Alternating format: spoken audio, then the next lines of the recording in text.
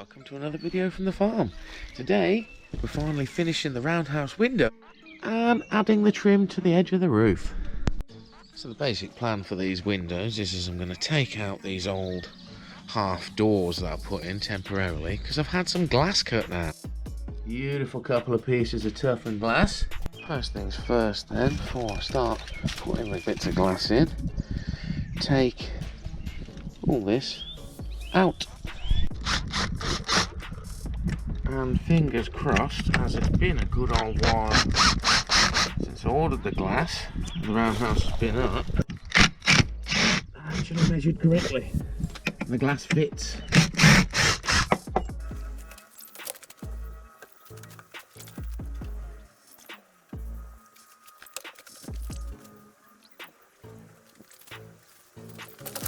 So it fit very well. Got a little bit spare, had half a centimetre spare. I think I planned that, can't remember now, it was that long ago, but yeah, a lot of crap on this windowsill. Give it a good brush off first. I'm painting it, so I'm not going to sand it, but yeah, get all this cobweb out of the way. Now I'm going to replace these screws that I had in position on the inside to stop the window falling in with some window bead stuff. But as this window was so thick, that glass is so thin, I'm bringing the lip of this almost to the edge of the window. We'll get a nice seal around the outside, but so there's minimum overhang and area for water to actually catch and pool.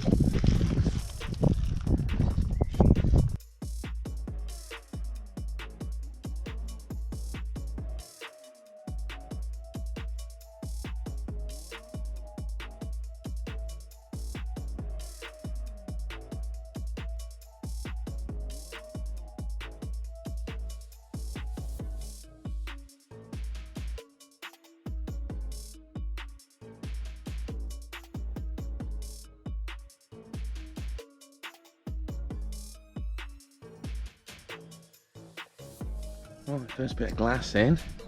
Now I'm just going to run a bead of sealant around the edge of the glass before I attach the front bead, and then fingers crossed that's a sealed window.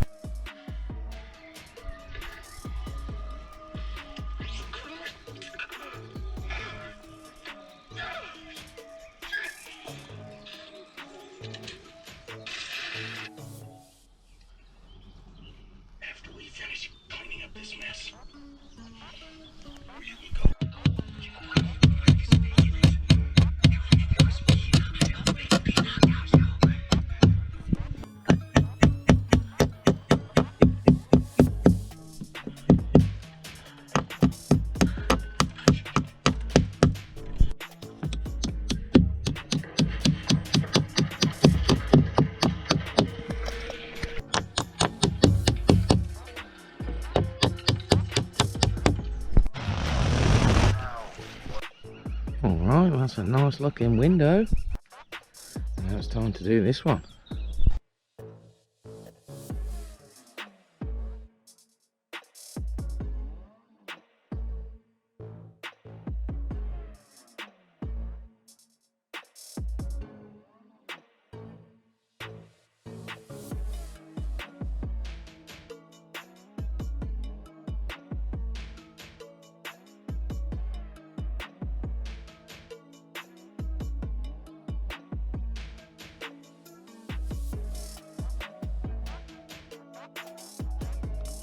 Windows in, bosh.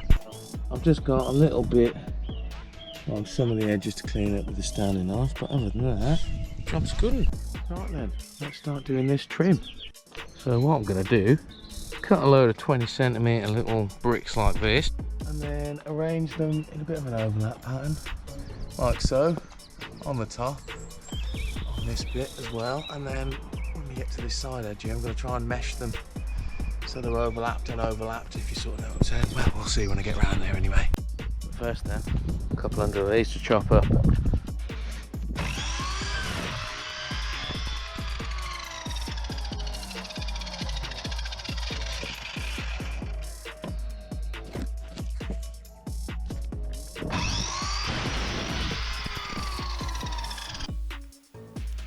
So I've cut a ridiculous amount of these, pretty much close to 1,000 of them I'd say, and it's added up to a pretty big sort of surface area of these featherboards that I've used.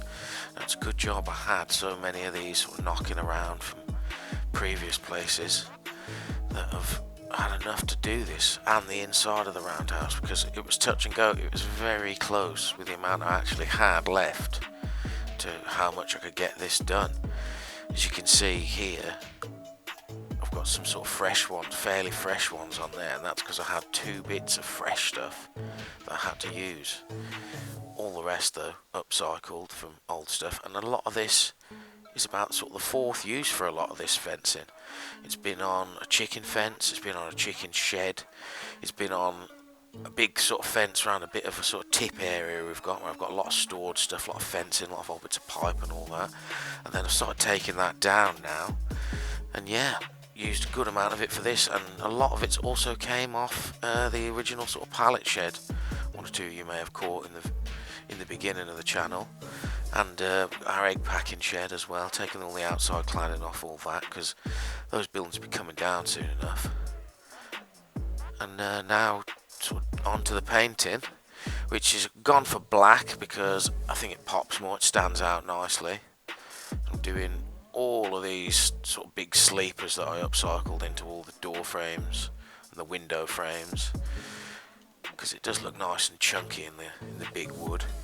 But like I say, as soon as you get this sort of black edge on it, look at that, nice, pops.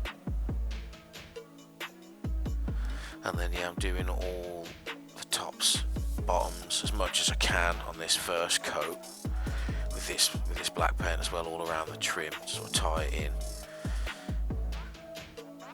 And it's pretty difficult to be doing this with a brush. If you were going to do it yourself, if you have one, I would highly recommend just using some sort of air gun and spraying this, because as you can see, a little bit of pressure I'm having to put on some of the edges and whatnot to get the paint to actually adhere properly. I'm see like that one there, I'm moving them a little bit, which is not ideal. And there's been a couple since I've actually done all this painting that I've moved in the wind, and I've had to re-screw them down basically. Yeah, that is actually one of them right there I'm painting right now. It's got real loose, that one did, so it needed a fresh screw, but it's sorted now.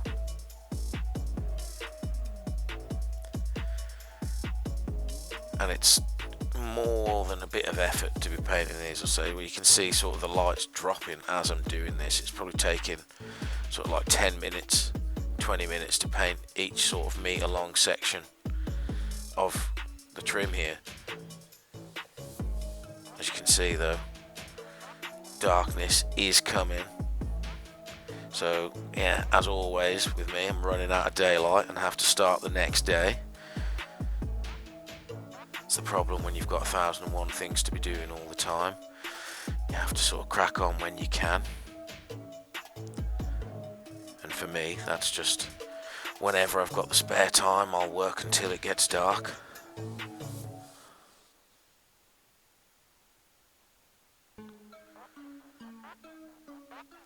I'm pretty much running out of paint at this point, which is not ideal. And I've been since and actually got the last bit of paint I needed to finish it, but I haven't actually done that yet. So I'm needing to do that ASAP, as the weather is sort of getting a bit wetter at the minute, rather than this glorious sort of sunshine I've got in the video now.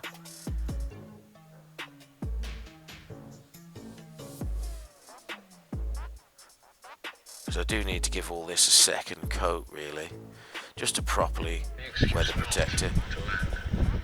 So anyone holding cash is in a very strong position. And this frog tape's good stuff, highly recommend it. Painted windows, peels straight off. Alright then, so we've got all the wood painted with the first coat at least anyway. And I also went and fixed the sword on the door, so it looks like an actual sword now rather than an upside down cross as it did previously. I have to say, I really do like the dark wood on the window frame. Got a few little bits like that poking through where I've just licked the tape over the edge of the wood, so I'm going to have to touch that up with a fine brush. Yeah, job's a good one on the painting, I think. and on the sleepers around the door. I do think it's making it pop already. I'm going to give all of this a second coat once I've got the sort of stones around the bottom. I've painted the actual main walls. So yeah, left a few bits like the underneath of these edges for now. But yeah, like I say, I'll get back to doing them. The second coat, I was trying to avoid having to move the ladder around as much as possible really. Just sort of one ladder move per metre I was trying to get away with. Just about did it, because I've got long arms. I'll wrap this video up here then. I can get out of this roasting hot sun. Let me know what you think of the roundhouse. Give it a comment below. Don't forget to hit that like button also. And yeah, I'll see you in the next one. Bye bye.